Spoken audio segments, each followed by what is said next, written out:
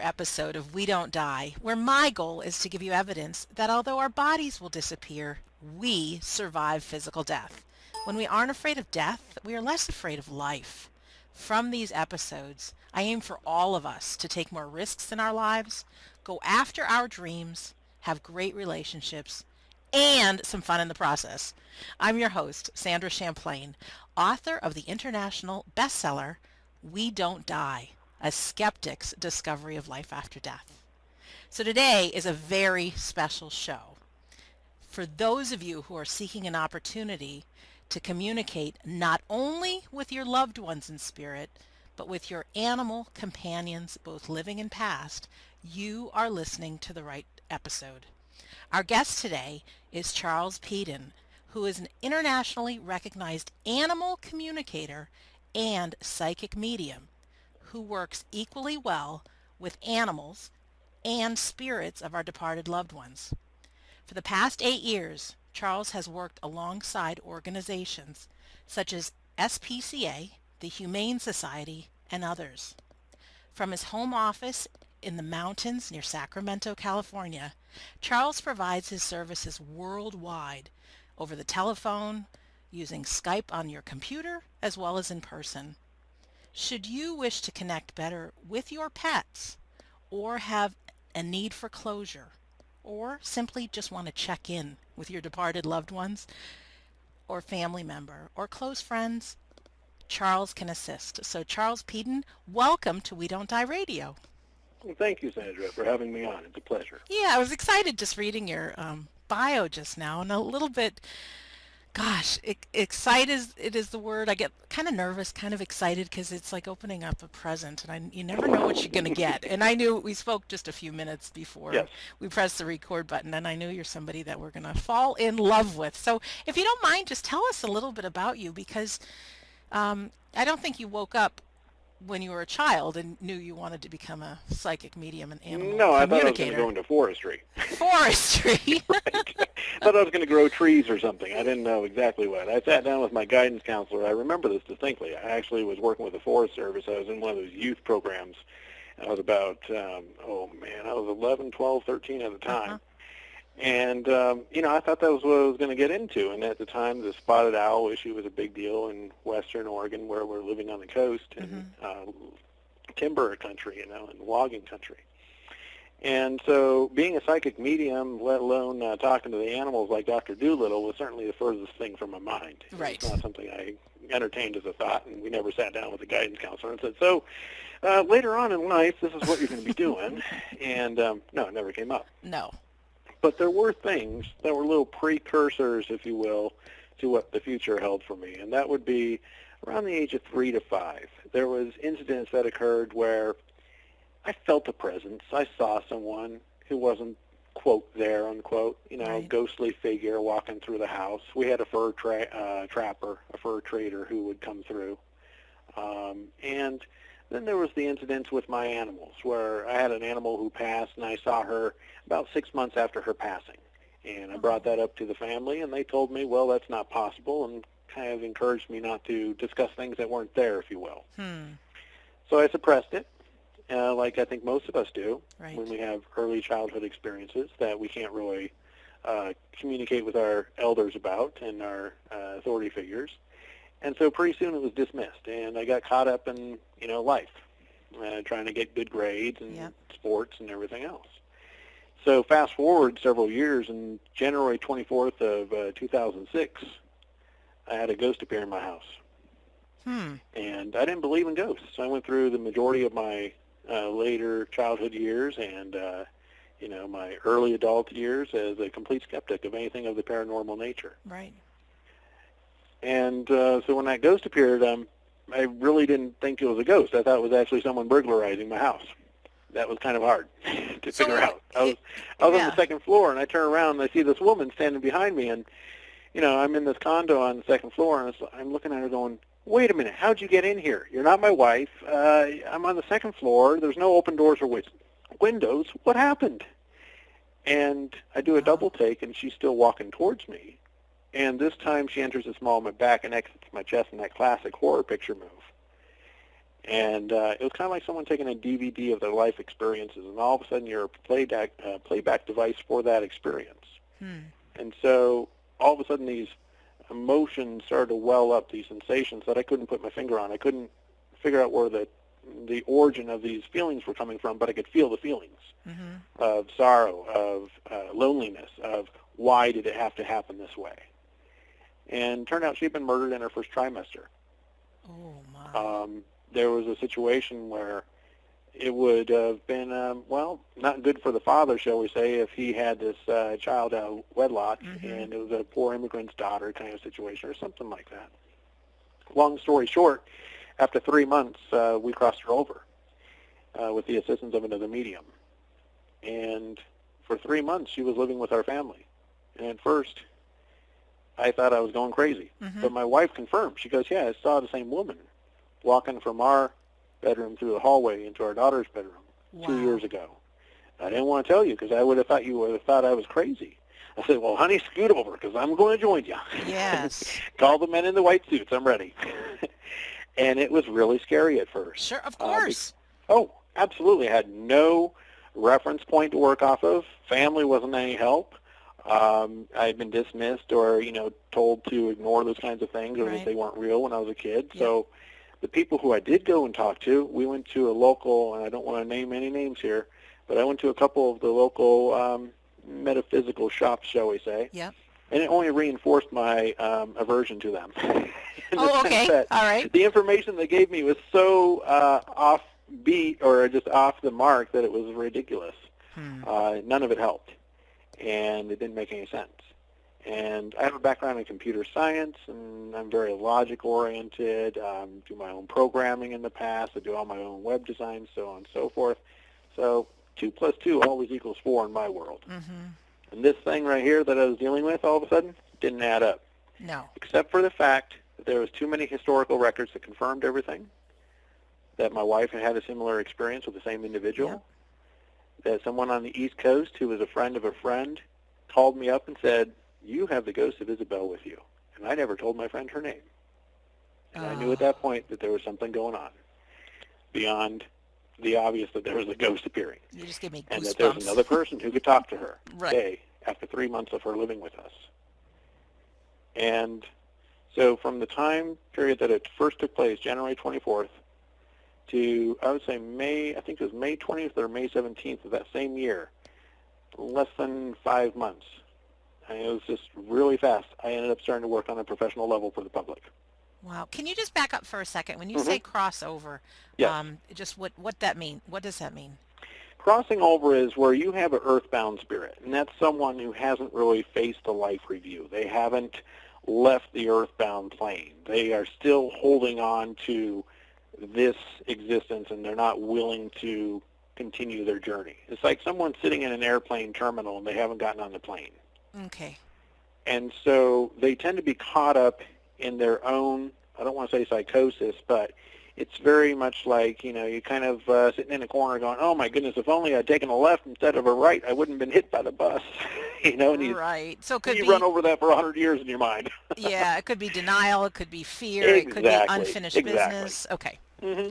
Yeah. Gotcha. And so a crossing over is simply where you make contact with that person who's not crossed over yet, and they're really going up to a higher frequency. And so when they go up to a higher frequency, then all of a sudden everyone who's in spirit is all of a sudden visible entirely to them. So while they're in that ghost kind of realm, they're kind of like in their own little hell, if you will, Yeah. in either world. And it's very frustrating to be in that space. Mm-hmm. Best description I can give for it would be, imagine, if you will, one of your dreams where you are in your dream and you're aware that you're dreaming and that you can move about and so forth. It's kind of like a lucid dream where you're aware that you're in your own home or something like that, but you can't escape, you can't wake up. That'd be a good description of what it's like to be a ghost and kind of have those problems. Oh, So, I had something like that happen once. I didn't even think of it. I was living in an attic bedroom mm-hmm, upstairs at my mom's mm-hmm, house, and I remember I went down for a nap, and I don't know if lucid dreaming what it was, but I woke up and this is what I thought, that I got out of Yeah. bed and I couldn't move down the stairs. I couldn't go down the stairs, and it just hit, and it scared the heck out of And it me. scared, yeah, exactly. I ended I up had a, throwing myself out of bed, and I landed on the floor, and I'm like, it was so real. you It know what was, you did? You had an out-of-body experience for a moment. oh, did I? And I had a similar situation where I had popped out of my body. We had a ghost in the house at the time. Not her, a different ghost. Hmm. I'll explain.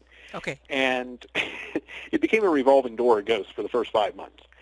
And so what happened was I saw this ghost, and I had already exited my bedroom. And when I had exited my bedroom, I was in, I was like having a dream, but I was walking around my bedroom. I could see my wife sleeping beside me. I could see myself in bed, and it was really bizarre.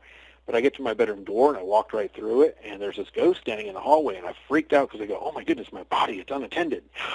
Oh, no, I got to go back. What if he Oh takes my it? gosh. And so I freak out, and I felt like I was on that, the end of a extension cord that's being retracted on a vacuum cleaner Yep. or something. And I'm flying back into my body, and I'm going backwards into it. And I dropped back down into it, and there was no loss of consciousness. I was in my body going straight from that lucid dream state, and I'm thrashing about, but only half my body is moving because I hadn't fully settled in yet. It was like That's only having a creepy. half a hand on the controls. Right. Oh my And there gosh. was that momentary panic where it was like, oh my goodness, I'm not. And then finally I felt myself fully settle in, and I was able to sit upright, and I just, I chased after the guy and gave him, 4 and outcome. Oh.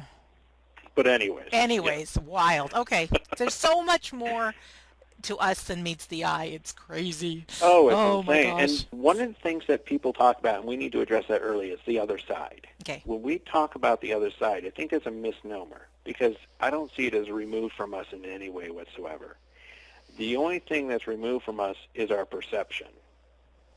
So when someone is in spirit, they're just as much here as X-rays, gamma rays, or any other invisible energy form that to us is beyond the spectrum of the naked eye. And for some of our scientific instruments at this present time, it's a challenge. But if we were to talk about X-rays and gamma rays 300 years ago, you'd be saying, what? Oh, What are yeah. you referring It's to? impossible. Even the wireless internet that's around us Oh, right now. absolutely. Which is, of course, is how we do what we do with telepathy. It's all binary code, is my understanding.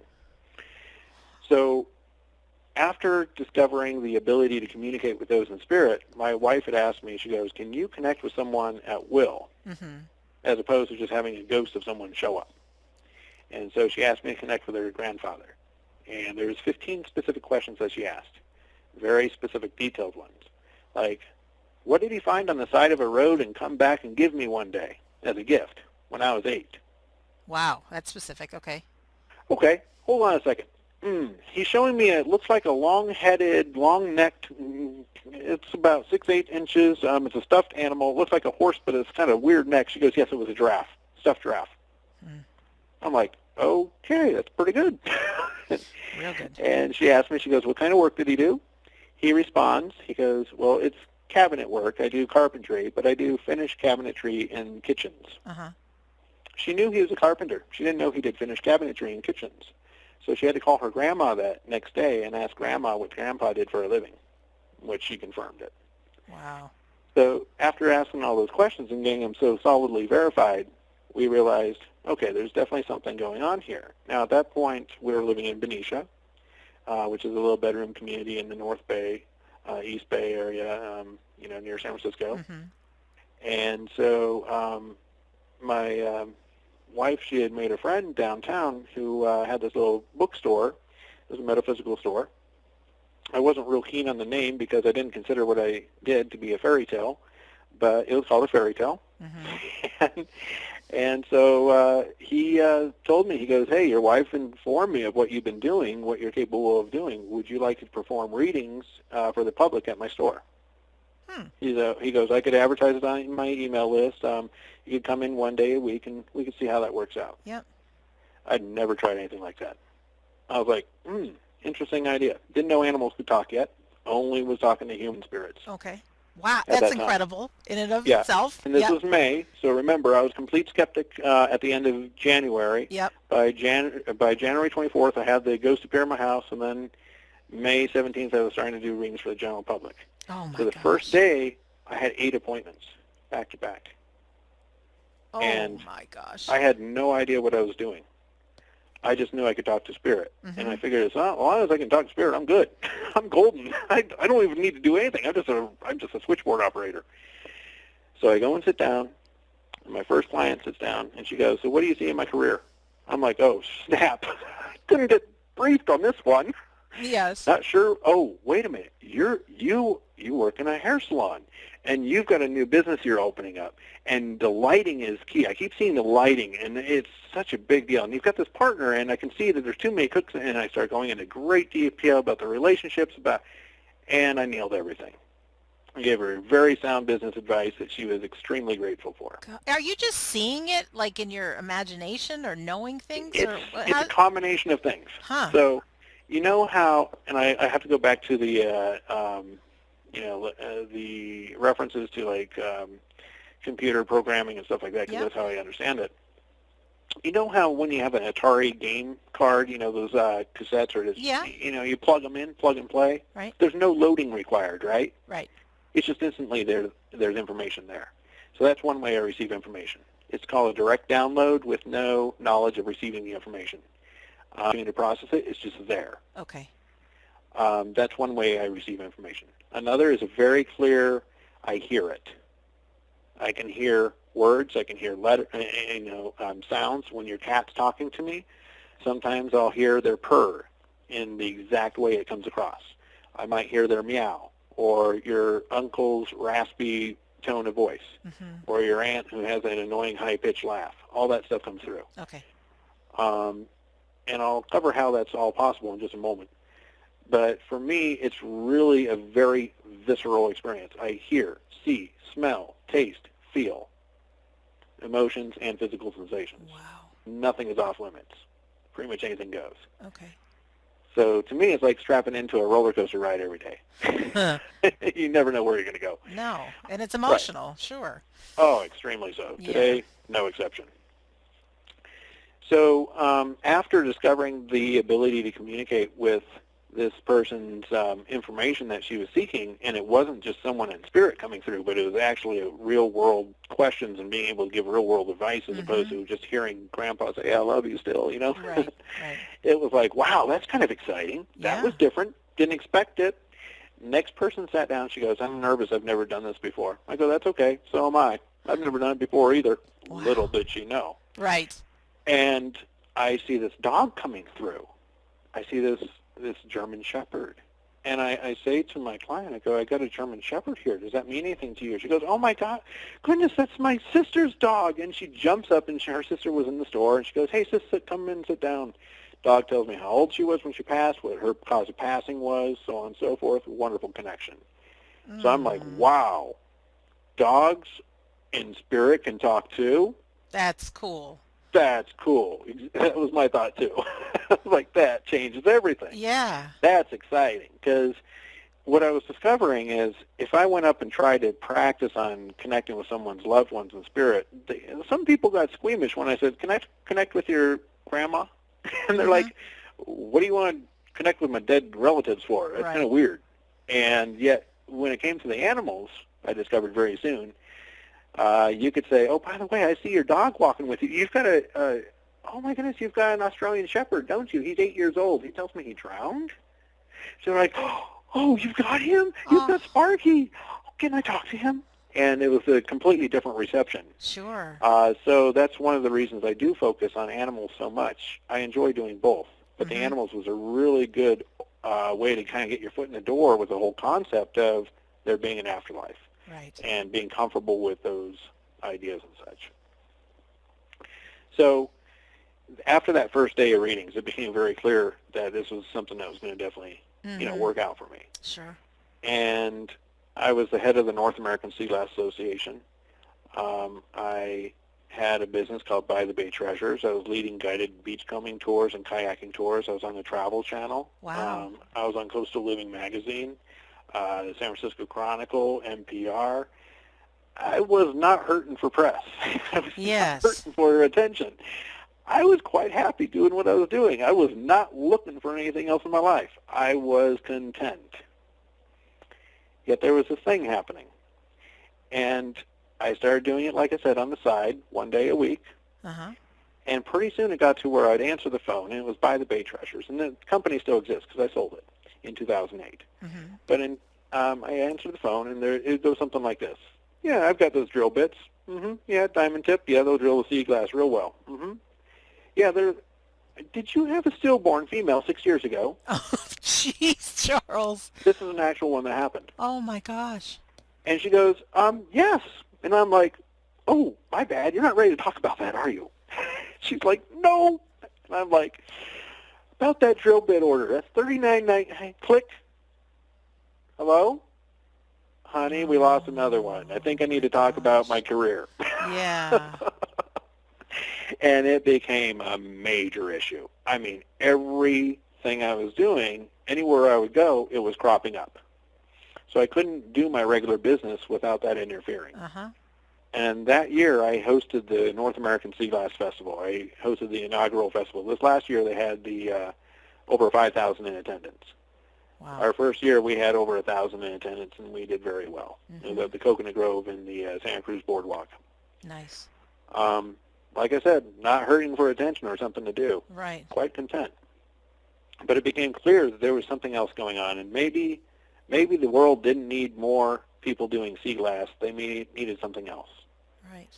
And so I had that conversation that everyone has with their mother after this happens to them. Yeah.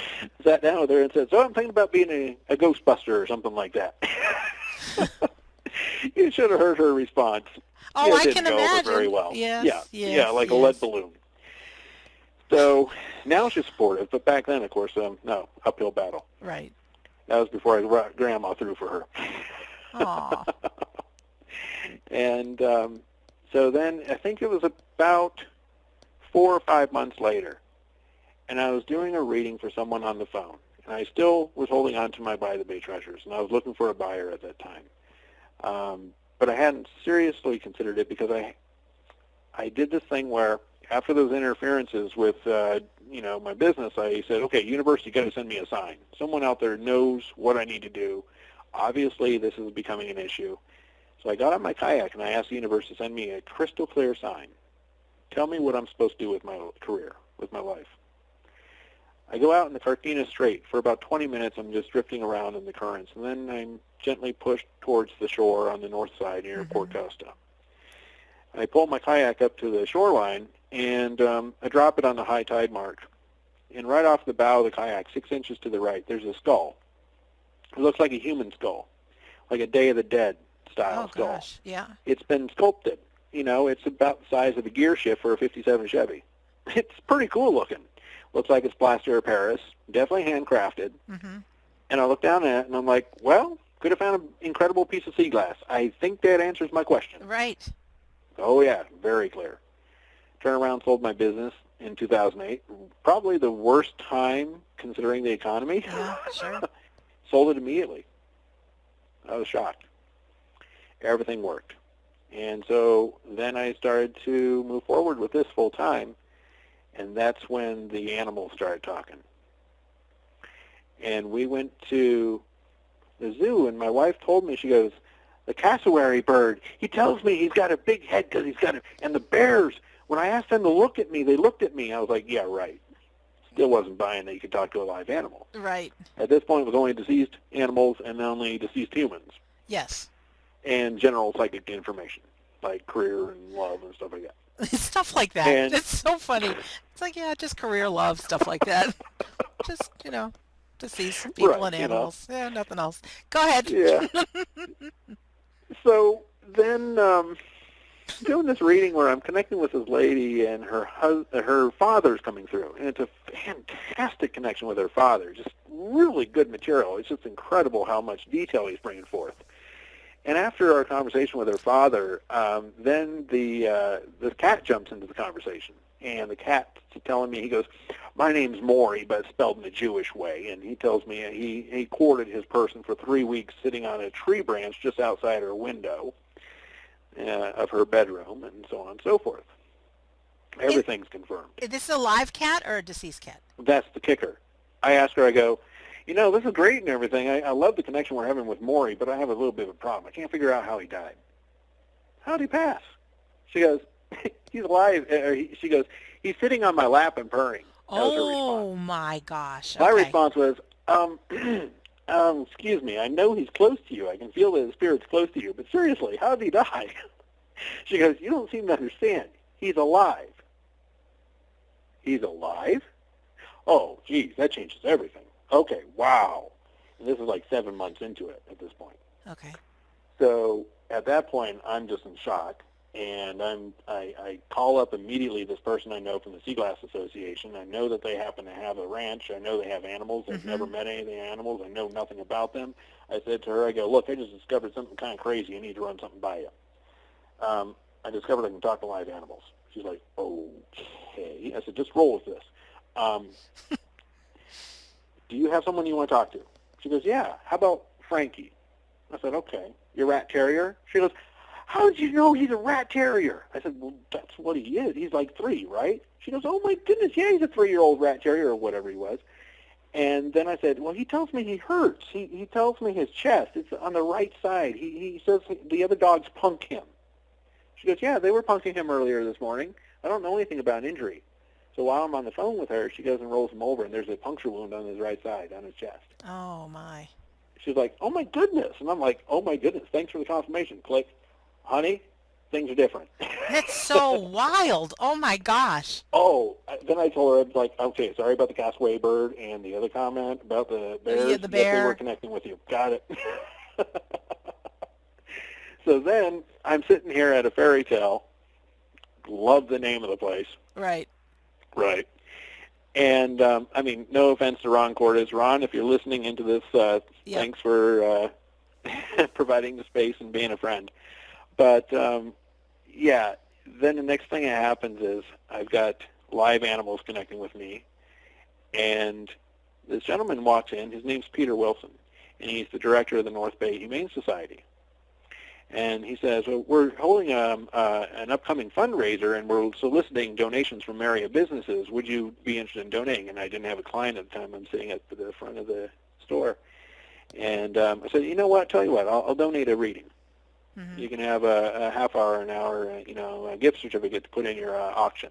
He goes, oh, that's fantastic. We'd love to do that. And so he does that with me. Well, a week later, he contacts me. He goes, I have a problem. I've got this dog that I can't figure out. Can you talk to the dog for me? And so I reach out to the dog, and the dog tells me, I'm from American Samoa. I'm from the South Pacific Islands. I'm like, whoa. You're in Vallejo. How'd you come from the South Pacific Islands? Dog's like, bring it up. So I mentioned it to him. He goes, absolutely. We just had him surrendered from the couple that just moved here from American Samoa. Wow. I'm like, you're kidding me. Really? Okay. He's talking. So I asked the dog, I said, what else you got to say? And he goes, well, the homemade food that he made with the oatmeal and the eggs, that was really good. I want more. And, of course, Peter had done that for him. He made some homemade food for him. My jaw is just, like, dropped to the ground right now. Like, oh, my gosh. And so then Peter, he tells me, he goes, hey, listen, how about you do us one better? Can you be there in person so that our guests can connect with their animals through you? And he said, we'll pay you. I said, whoa, hold on a second. Let me get this straight. This is a fundraiser, and you're going to pay me to be at your fundraiser. Mm-hmm. Let me consult with my accountant. And, of course, they gave me a green light. I looked in the mirror. And so, long story short, that began a relationship with them over the course of the next several years where I would show up at every architecture event, I would do a fundraiser, talking to the animals for them. We also did a film shoot with Radio Television Luxembourg out of Europe with them, and so on and so forth. It was a blast. And I also got the opportunity to connect with John Provost, who played Timmy on Lassie, and have done work with her and television producer. Wow. So long story short, I pretty much after that started doing a lot of different fundraisers for like Rehorse Rescue Ranch, let's see here, the SPCA, and other groups. There was even a rat rescue group, and so on and so forth. And it was really just an absolute blast. I think one of my highlights was once in Chicago, I was doing a fundraiser for a launch of a rescue called canineforkeeps.org. And they do bully dogs. That's their primary focus, the bully breeds. So I'm bringing through this pit bull who had a harness that was created for him, and I'm describing this pit bull to this audience, and this one woman says, yeah, I've got a pit bull, but he never had the chance to use the harness, is what I'm saying. And she goes, yeah, he died right before he was able to use it. We were trying to retrofit it and get it sized for him properly and stuff, but he died right before he had the chance to utilize it. And his message was, please tell her that even though I never got to use it, the fact that she was doing that for me meant a lot, and I really appreciate the gesture. Oh. And there was more to it, but that was the gist of it. So right on the heels of that, I see a monkey. Okay. A capuchin monkey. And I'm like, no. No, I'm working with rescue bully breeds. Why am I seeing a monkey? This doesn't make sense to me. No. The monkey's very adamant. They're like, you bring me through. So I tell the audience, I go, guys, I know we're doing a rescue breeds, but for bully breeds, but I got a monkey here, capuchin. The woman who I just brought that dog for, she goes, yeah, I know that monkey. It was tied to her childhood, and she had a really close relationship. One of the big focuses I have, even though it's something that's not what I would say enjoyable, is missing animal cases. Oh, I deal with tell us a about lot of those. And I recover a lot of animals. Oh, that's Unfortunately, so not nice. every story is a happy one. Right. I do recover a lot of bodies, too. And sometimes all we can find is little bits of fur or whatever. Yeah. Or we aren't able to find anything on a physical level because of the nature of the predatory environment or Sure. street maintenance, sanitation crews, so on and so forth. And so if that happens, and this is what happened today, where the odds of locating the body of this one dog I was connecting with today are really slim to none. However, we reached out to a family member connected to the party who I'm working with. So we now pull in a party that we know for a fact is deceased, human. And we ask them to confirm the connection by describing their age, manner of passing, and physical appearance to me. I bring that forward. It's confirmed. He actually told me he worked for Pratt & Whitney. It's where he worked all his life. And then he confirmed, very clearly, yep, that's the dog. Yep, nope, the dog's not with us. Nope, that's what happened to the dog. And so now, even though we're not going to be able to necessarily recover that dog's physical body, we have a third-party confirmation from someone who we know for a fact is in spirit and who has provided very specific detailed information about themselves. And so it's a way of getting closure, even if it's not necessarily physically possible. So sometimes I'll use that technique to deal with a particularly difficult case. Yeah. On occasion, other animals will discuss where the missing party is. But that's only if the other party is incapacitated and not able to communicate directly themselves. Oh, my goodness. You have a story on your website about a missing... Chewy? Yeah, I think so. Yeah, that was such a cool case. He went missing in Tucson right after his family moved there. And it was really funny because one of my criteria for confirming a connection is, well, the way I work is no descriptions. Don't describe your animal to me. I don't want a photograph. I don't want to know what breed we're dealing with. I don't want to know what age they are. Right. All I need is a name and a species. That's it. So using that alone, I'll tell you what they look like, how old they are, all that other information to confirm the connection. Then at that point, anything that's brought forward after that has a lot more weight to it. A lot of people are going to ask you, what do they look like, how old are they, what is their temperament, and so on and so forth. At that point, there's no burden of proof on your psychic whatsoever. Right. And that's not good. Because then you can spin anything. Yeah, of course. And I think that's why most of us were skeptical in this Oh, whole absolutely. world of the paranormal. Oh, yeah. It's like that. Well, anyways. So Chewy. with the process, let me talk about the process a little bit Yes. after we talk about Chewy. So Chewy Okay. tells me, he goes, yeah, I'm 8, but he's not 8. He's actually a different age. And then when the family tells me he's not 8, I go back to him. I go, okay, how old are you really? He then tells me his correct age. I bring it forward. It's confirmed. Then I ask him again about the 8, and I go, why did you mention 8? He goes, I'm on 8th Avenue. I'm like, what? He goes, yeah. There's a roofing supply company, and he starts describing all these details, and he tells me he can't go anywhere because his paws hurt. Oh. So they go and drive right to the spot. They drive right over to 8th Avenue. Sure enough, he's sitting right there. He's got water. That was one of the questions. Does he have access to water? He confirmed yes. He was sitting right next to a leaky garden hose. and it was a roofing supply company that he was sitting next to. And the way he relayed that it was a roofing supply company, he kept showing me those devices that are used to convey roofing tiles up onto a roof. You know, those conveyor systems on trucks. Yes. They're used in commercial application. Yeah, that was pretty cool. Located another cat where the cat described in detail the fact that there was this overwhelming smell of paint in the area, freshly sprayed paint. There's only one house in the neighborhood that had a fresh coat of paint applied within the last week. We found that cat immediately. It was in the yard immediately across the street from that house. And so little things like that come in quite handy. I think one of the more unusual ones was a missing turtle. And this turtle, I was like sitting here going, okay, yeah, right, you got a missing turtle. How far is a turtle going to get? Are you serious? Okay, I'll try to keep a straight face. So you've got a missing turtle. Yes. Right. And I talked to the turtle, and the turtle describes to me what type of turtle they are, the pattern on their shell, what size they are, and I bring that forward, and it's all confirmed. I mean, I get excited because now I know I have contact. And I didn't expect it. Sweet. It really is.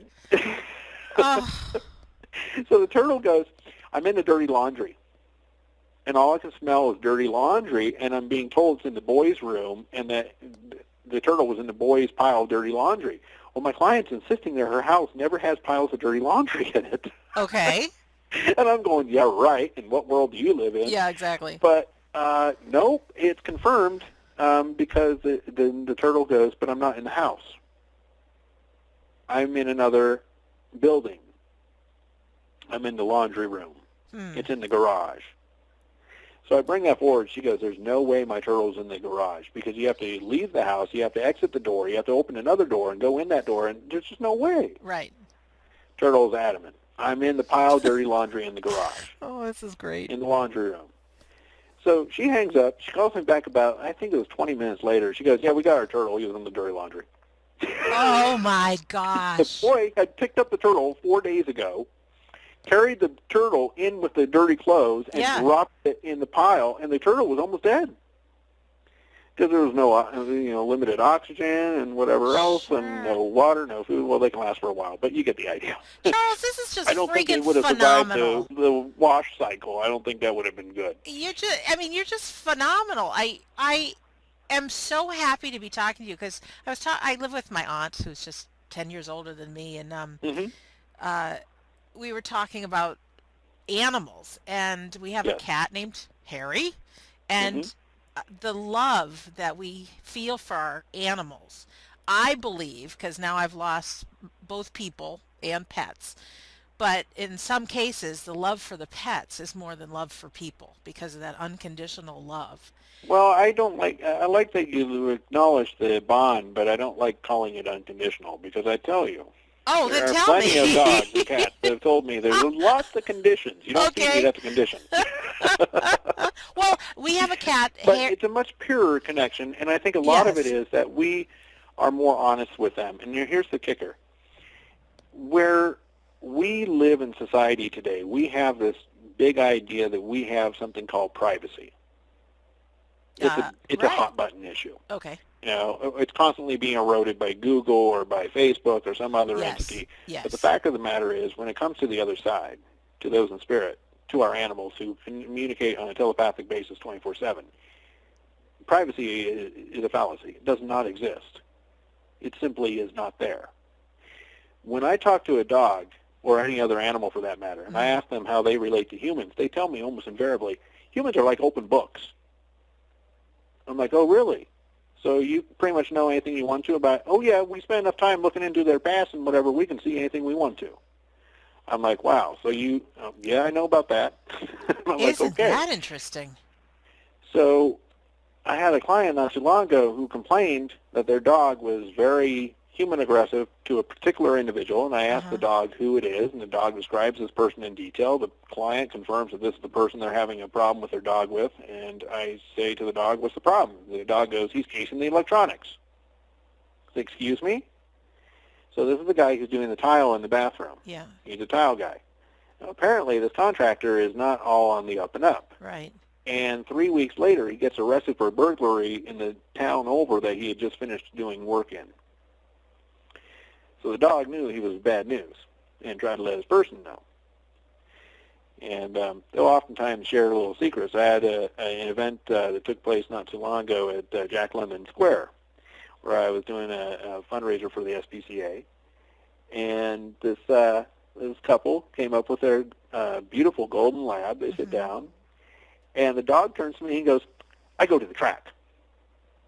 I was like, "Oh, you go to the track? What do you do at the track?" He goes, "I sit in the car in the parking lot. My dad goes in and bets on the ponies." Excuse me? And I happen to know that exit is one exit off of the big off-leash dog park, Point Isabel. And this is Golden Gate Fields that we're talking about. Okay. So I bring that up, and the gentleman immediately starts walking off. His wife calls off after him. She goes, "Honey, you gambling again?" He goes, "I knew this was a bad idea." He rumbles under his breath and walks off.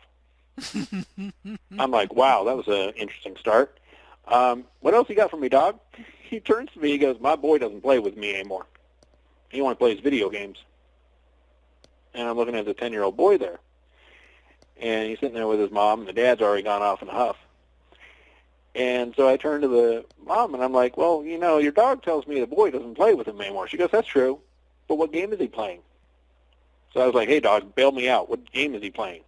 The dog's like, "Oh, Call of Duty." He shows me the box cover art for Call of Duty. So I bring that forward. Boy's jaw drops. He looks at me, looks at his mom, looks at the dog, and I don't think he'll ever be the same again. Holy cow! Got ratted out by the dog as to what he's doing. Yeah, I thought it was hilarious. This is so happens all the time. awesome. Oh, my gosh. So the bottom line is this. To me, dogs and cats and every single other species, they're just like you and I. There's only one difference, the vehicle we have here. Right. That's the difference. And our experience level and everything else. But a soul's a soul. A vehicle's a vehicle. So when you pull up to a stop sign and the person sitting next to you is driving a little scooter on your left and the person sitting next to you on your right is driving a Mack truck, you don't think any less of them or any more of them. Right. They're just vehicles on the road of life just like you and I. And so at the end of the day, when we all get out of our vehicles, we happen to be on a level playing field. We don't go separate places. They have souls. They're not soulless. Some people want us to believe. And so from where I'm sitting, it's a very dynamic existence where they're constantly reading our minds on a telepathic basis. And the way that works is through binary code. Yeah, say more about just that. Just like a smartphone. You mentioned binary code before, and I didn't know what you mean. When I'm first reaching out to somebody, first thing I'm looking for is a yes or no response. So it's kind of like when you call somebody on the phone, and you either hear it ringing actively on the other end or there's dead air, meaning it's not active, right? Right. So if I go to connect with someone, if they're responding, typically what I'm going to feel is a little pulse of energy, a little feedback loop that's coming through. And that's the equivalency of somebody going, yeah, okay, go ahead, you know? Yeah. And if nothing's coming through, they're just not answering, or they're ignoring you, or incapable of doing so at the time. And so what happens is it's kind of like working with rabbit ears on an old antenna where initially you may be dealing with a fuzzy image that's coming in. It's a little unclear. You can get the outline. You can kind of see that you're dealing with a cat versus a dog, so on and so forth. And then all of a sudden the picture just gets crystal clear. The color comes flying in, smells, sights, sounds, it's all there. And so it can be at various levels of either a tentative connection or one that's so connected that you feel like you're experiencing it firsthand. And there's everything in between. Oh, and so with binary code, let's talk about what the human body actually does, or anybody for that matter. It's a vehicle.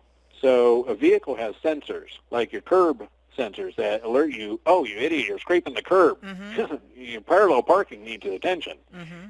And so when we burn our fingers, say, for example, you touch a hot plate and all of a sudden you burn your hand. Right. There's a split-second delay. What's happening during that split-second delay between you registering the pain and the pain actually being delivered to your hand, or the burn? Right. Well, there's information that's traveling up your nervous system that's really just similar to a hardwired system in a car or anything else. It's just like electrical wiring. And there's a little packet of data that's traveling up that nervous system, up that wiring, and that little packet of data is comprised of little blips of energy and flat lines, basically binary code. So the same way that your smartphone can show you pictures in full color with movement, like a video clip, with sound, Yes. or can, bring across all this text, or, you get the idea. I The do, same way all that's taking place, same way that I'm receiving what I'm receiving, no different. I don't need to understand how binary code works. I just need to understand how the interface works. So when we're told to meditate, we make a big mistake. Most of us have been told, clear your mind, Right. compartmentalize, Right. identify, label, and clear. Yes. You just threw the baby out with the bathwater. Congratulations, you are now ready for a nice, deep sleep. Rip Van Winkle would be proud. Okay. Because then at that point, you just missed everything coming in. And just like a smartphone, there's multiple sources of information all displayed on one screen. So regardless of whether you're receiving a Skype call from Hong Kong or you are playing, and this is the kicker, did I put this piece of information here? Was this self-generated? Is this a piece of information coming from another source? Okay. What you're looking for is a little energy pulse. The energy pulse is a yes.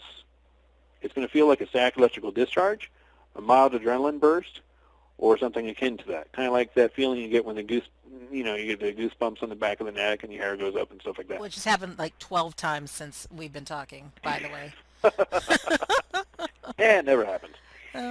Anyways, so what happens is that as you're making connections with those yes and no's, yes is a energy pulse, a no is a flat line, it will start to morph into full images and other stuff in your mind.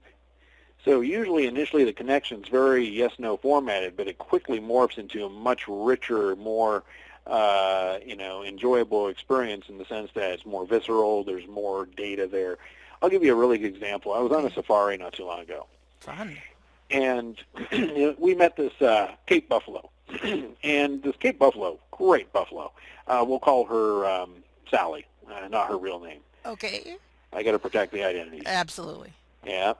So the safari tour guide who was driving the Jeep, he stopped in front of the Cape Buffalo. And he goes, does Sally have anything she wants to tell us?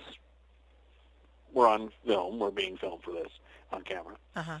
And I asked Sally, and Sally's response was very quick. And she goes, yes, those apples, the ones he brings by, oh, my goodness, they're so good. And all of a sudden I got the sensation of this red, delicious apple exploding in the back of my throat. I could feel the juices running down.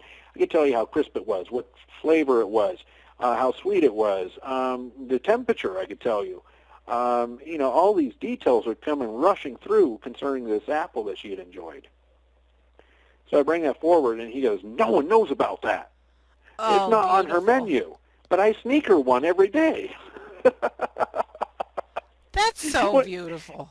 And so, of course, she's asking for another one and telling me how much she enjoys getting them from him, which I thought was really cool. Now, the big difference is if we were communicating in English, it would have gone something along the lines of, I really miss the apple he brings me. Mm-hmm. And I would have gone, oh, really? What kind of apple? Well, it's a yellow apple. Okay. What else? So on and so forth. You get the idea. Yes. Whereas with the telepathic connection, it was a visceral connection where it wasn't just an image of an apple. It was me feeling that sensation of her eating that apple and all the sensations that go with it. So to take that a step further, I was at a dinner party with some SPCA volunteers and also some people who work in wildlife rehab, which I did not know at the time. I thought it was strictly domestic animals that we were dealing with initially. And we're sitting there enjoying dinner, and this one person finally says, so you're the guy who talks to animals, right? I was like, well, yes. Uh-huh. Like, so you picking up on anything today? I said, yeah, as a matter of fact, there's a large bird. And, that's nasty. Oh, no. Whose job is it to feed him microwave thawed frozen mice? Oh, disgusting. Oh, you have no idea. That was the worst flavor I'd ever had in my mouth. Oh. I'm sitting at the dinner table Nasty. trying to get it out of my mouth. I'm like, hey, more wine, please. And, oh, boy, it was nasty. So then the owl tells me, he goes, and by the way, let me just tell you the difference and all of a sudden I could taste what it was like to have a fresh mouse in my mouth, and it was like, Uh-huh. oh, foodie revelation. Oh my, oh, that's so good. I'm going to get a steak tartare. It was crazy. It was like, night and day. So I bring that forward, That's and funny. this gentleman saying to my immediate right, he goes, yeah, it sounds like you're connecting with my owl. I said, excuse me? He goes, yeah, I work in wildlife rehab, and we've got this owl that just came in. That's my job. I feed the owl the microwave-thawed frozen mice. So really, okay, you want to know how he broke his wing, his right wing? Hit a utility line. And he goes, yeah, we were wondering about that. Yeah, it's his right It's wing they broke. Yeah. amazing. And that was that. So Wow. wild animals communicate at the same level. There's no difference. I'm just stunned right now. We have a cat named Harry, and he Mm-hmm. loves my aunt. Loves my aunt, follows my aunt everywhere, cuddles with my aunt. He takes a look at me, and he's just like, yeah, whatever. Like, he doesn't jump on my lap, nothing. And Mm-hmm. I've always thought, well, it's okay. Some animals love certain people more than others. And today I had to take him to the vet. And of course, it's me taking him. He really didn't want any interest. And what this is telling me is I love Harry, but I can Mm-hmm. talk to him, I can be with him more, and it's to take more of an effort and it's fine if Donna's his favorite, but just to love him and Well, that include him. happens in every single, and that's one of my actual go-to questions oftentimes to verify a strength of a connection is, I was having a chat with a parrot the other day in India who had gone missing. This was last week. Oh my, I don't mean to laugh, but it just sounds funny. And Well, it's yeah, beautiful what you do, wait but till I tell you about the rattlesnake, okay. or rattlesnakes, I should say. And so I'm chatting with this parrot, and the parrot tells me very clearly what direction he was seen leaving the home, how old he is, Mhm. how long he's lived there, what his house looks like, in the sense of what his cage looks like, whether it's round or square, and so on and so forth. And so I've got a wealth of detail coming through. Mhm. Then I ask him, I go, where are you? He's like, I'm like, oh, you've got to be kidding me. He's like, no, I'm having a good time. I'm not in a hurry to come back. My wings are, yeah, they're doing good right now. I'm like, yeah, we're not going to see him anytime soon. Right. And then he says, by the way, the person you're talking to, I really don't care about. I really love the mom, his wife. I'm bonded to her. Yeah. She's my person. I bring that forward, and she's listening in, it turns out, and she immediately confirms. And so I'm hoping that he has enough of an emotional bond for that to sing to him and for him to want to come back. But there is something I run into, and this is a very, very difficult tightrope I walk, and that is exotics. Iguanas, Yeah. even fish, and others that we keep in a fairly unnatural setting. Right. And with the parrots, unfortunately, they're very, very communal. And so Yes. they want to be in a huge flock. I had this one bird I was talking to after his passing. He showed me him flying down the Amazon with all these other birds, wingtip to wingtip. And he's like, I'm finally able to do what I was meant to do. And so that's a really tough area to be in. But, I have to deal with those too. Do you, Charles, believe our souls have purposes in our lives now, both animals and human beings? I do, but I think the purpose is a lot more benign than most people think. What do you mean? I think most people put too much importance on it in the sense of saying, you have a particular life lesson that you need to learn. Mhm. That's not what I've been hearing as far as the message from the other side. The message from the other side, if there is a general consensus Mhm. as far as why we're here, it's to have the opportunity to take a step out of a video game environment where there is no serious consequence for your actions to the point where you can't die on the other side. So there's no challenges like if you're on a roller coaster where you feel like you might be launched into space at any moment. Right. Or, that's exciting. Sure. And when you're in a static environment where there is no opportunity for loss or you have to have loss in order to have gain, then it becomes boring. It's not very exciting. It kind of, there's no reason for being almost. But I don't want to say it like entirely like that. No, Let I me understand. backpedal there. But Yeah. you know what I'm saying. I do. They make it very clear that being here is an incredible gift, that there's a high demand to come here, that those who come here are aware of the difficult situations they're stepping into, yet they're willing to take those odds and move forward anyways. Think about the child as being born into difficult conditions in any third world country or Sure. even in our own. Yes. And I have a firm belief that, from my experience, that they have a pretty good idea that that's about to happen. And yet they're comfortable with it to the point where they're like, well, beats having no shot at it. I'll take it. Play the lottery? Okay, sure. Let's see what happens. And so it's a way for the soul or for the spirit to challenge itself and to grow and to have these experiences that are visceral, in the sense that we wouldn't have them if we were not here. So when you are on a video game in avatar mode, Yes. or where you're invincible, the game is initially fun, but then it becomes boring and loses its interest because the stakes no longer are there. Yes. So I see a great stream of continuity that runs through our lifetimes. And it's not a set of, or a series of starts and fits and stops and stuff like that. There's a lot more continuity running through. And people oftentimes ask me about reincarnation. I get asked about it every day. I see where that may take place, but certainly not in the time frame that people think. There's no situation that I've run into yet where an animal has come back to a person during a present lifetime after passing in an initial body. And the reason for that is numerous. The reasons are numerous. One of them being, do you remember your past life? Not so much, no. Thank goodness you don't. Can you imagine getting in a brand new car and all of a sudden you get a quarter mile down the road and check engine light comes on, the windshield's cracked, you can't see through it, the tires are all bald, the transmission's shot, and you turn around and you go back to the dealership and you're like, excuse me, yeah, Mr. Car Salesman, you sold me a lemon. He looks at you and laughs for a second. He goes, sir, you have a brand new vehicle. You really got to let that old vehicle get out of your head because it's holding you back. And you're like, oh, that's right. It's brand new. I can actually look through the windshield again. I don't have cataracts. And you're off and running.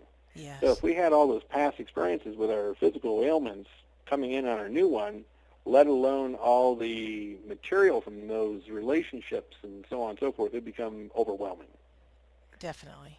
And so as a result, because the vehicles that we have they don't have an interface that can handle the amount of information that we process while in full spirit. As a result, we have a safety mechanism that shields us from that so that we can focus on this time around doing what we need to do in this particular vehicle. And awesome. If we were to turn around and reincarnate while those individuals that we just had that trip with were still living, then we shortchange the opportunity for back-end closure and for the opportunity to watch over and guide them in spirit as they continue to move forward prior to joining us. Oh, that's the next question I was going to ask you is when our days do come to depart this lifetime, are we going to see again our pets and our people? Absolutely. It's one of the very first things that takes place. And regardless of what time period they're from, and regardless of what the connection with the animal is, I've seen them connecting with us. So I have a client who, she's got to be in her 90s. And one of the readings I did for her, it was actually in a group setting where I had these rabbits come through, and they were shown to me as little pieces of rabbit being cut up. I was a little bit perturbed. Sure. I was like, maybe we had a dog who ate really well, and they fed the dog rabbit. Right. I don't know. So I'm trying to figure that out. And finally, I just realized, yeah, she's got rabbits that she raised, and I need to address that. So I bring it forward, and then I tell her about seeing them as food. She confirmed she raised animals for food, and they were rabbits. And that ever since I had brought through her dog, she had been worried I was going to bring through the rabbits because she had guilt over them. And so the rabbits came through in spirit, and they said, hey, listen, please, we understood our role when we came down here. We knew we were prey animals. We had a sense that we weren't going to last long. It's a tough game. But, in the long, grand scheme of things, the way we went was much preferable to a predator ripping you apart, to sickness, to the elements, and all these other things. And they said, at least he was quick and fairly humane. I was like sitting there kind of in shock going, wow, wasn't expecting to bring that through for someone. That's kind of odd, but it's comforting too. Well, it also makes me think of the animals that we actually eat, our ground beef and chicken millions and millions of them? Correct. Yes. Do they know what they're coming into? They do. See, I used to be a staunch vegetarian. when I first came into this. Yeah, I would guess. Well, yeah, I can understand And that. I'm going to probably tick off more than a few people, but I'm That's all not a right. staunch vegetarian because all life feeds off of other life for the most part. Yes. It's the way it's set up down here. And I subscribe to the Native American way of viewing things, where everything has spirit. And I'm including rocks and creeks and rivers and everything else, because we could do a whole other show on that. But they would honor the spirit of the animal that had provided sustenance for them, and they'd make sure that they did not waste it and, treat it with disrespect. So the relationship that they had with their prey was much different than what we have today. Today it's such a sanitized version that you tell a kid that McNuggets come from chickens, they're like, what? Are you kidding me? I know it. Yeah, they don't put two and two together, or at least a lot of them don't. One of the big things I want to do is to start to teach other people to do what I do, because it's not that difficult once you start to understand the concepts that are employed and how to make that contact. It's understanding the binary nature of the communication and understanding that our mind is a viewing area for more than just our own thoughts, and that when you have that song coming through in your mind that you haven't heard for a while, and all of a sudden you're hearing "Sitting on the Dock of a Bay," and you're going, wait a minute, my grandpa used to sing that song all the time. Grandpa, is that you? And if you get a little pulse of energy coming through when you say that, and you start to get tears welling up through you, and you're going, wow, I'm getting emotional, I can't even really put my finger on it, but boy, Grandpa, and you say his name again, and you get this energy wash over you, oh yeah, you're connecting with Grandpa. He's contacting you. Charles, this is amazing. I'm just looking at the clock, and it's time for us to bring this episode to an end. Oh, Unfortunately. But a yes. question, just a personal question, because Please do. well, it's not that personal. It's just pretty much my aunt and I have suffered a lot of loss, both in our family and with our pets. And obviously we're across the country from you. Can we find a way to call in together and book an Oh, appointment with you absolutely. and Yeah, do that kind that of would thing? certainly be not a problem. Okay. I work worldwide. I have clients in every single corner of the globe, pretty much every day. Gosh. One thing we didn't talk about, and that is language barriers. There's no barrier.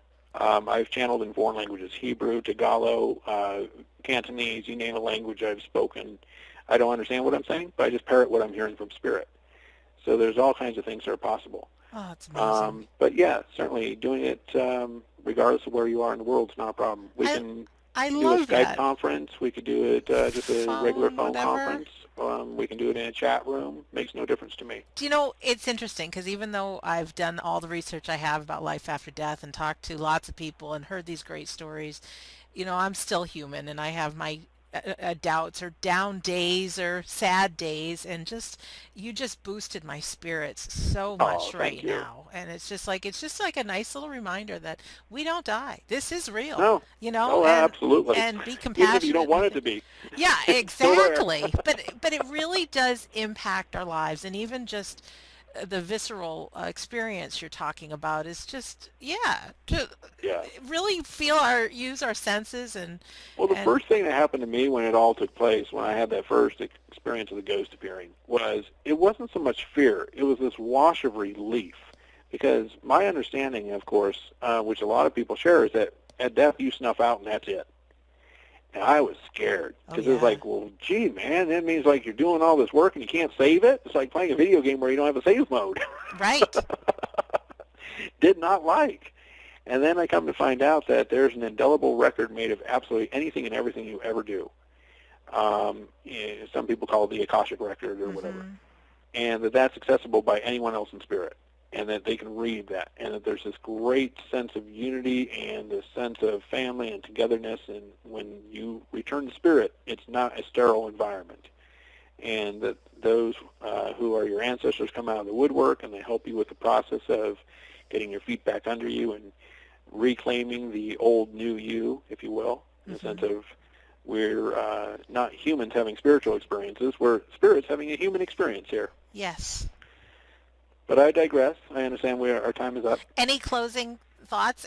It's killing me because I don't want to hang up, but we're going Well, to, and we're going to do something else I think again. that the number one thing is for people to realize that if you dismiss your loved one's attempts to connect with you as being chance or coincidence and so on and Right. so forth, imagine, if you will, you're walking down the street, the phone rings, the phone, public payphone.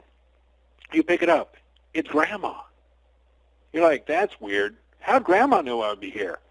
That's not Grandma. That's someone, they're an imposter. They're just messing with me. Right. And you hang it up. Or you go, that's just a coincidence. Someone else has the same name. Yes. And Grandma's like, but that was me. Yeah. And after a while, they stop trying. Because if they're not getting through, why would you continue to waste your effort?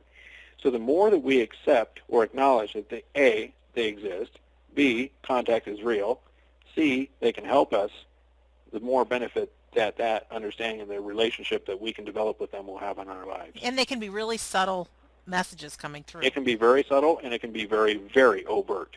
So, it can be as simple as turn left, don't turn right. And I do it, and I save my life. Because if I turned right, I would have gotten T-boned. Yes. Yes. Things like that. Those things really do happen. And so it's not to be dismissed lightly. Oh, Charles, thanks so much. Oh, you're welcome. Oh. And, of course, anybody can get a hold of me at the World Wide Web at charlespeden.com. Mm-hmm. And that's P-E-D-E-N. Yep. Or they can call 925-360-7853 for scheduling. And, of course, send in an email through the website. Mm-hmm. And there you have it. And for our listener, too, besides thanks for being here, I hope you had as much fun as I did, and I got goosebumps as I did as well. If you go to the website, WeDon'tDieRadio.com, I have a picture of Charles Peden and also his phone number and the links and stuff like that, so you can get back in touch with them. And Charles, any assistance I can be in the future, however you wish to spread your message and teach people and train people, I've got some ideas. I've got some big stuff.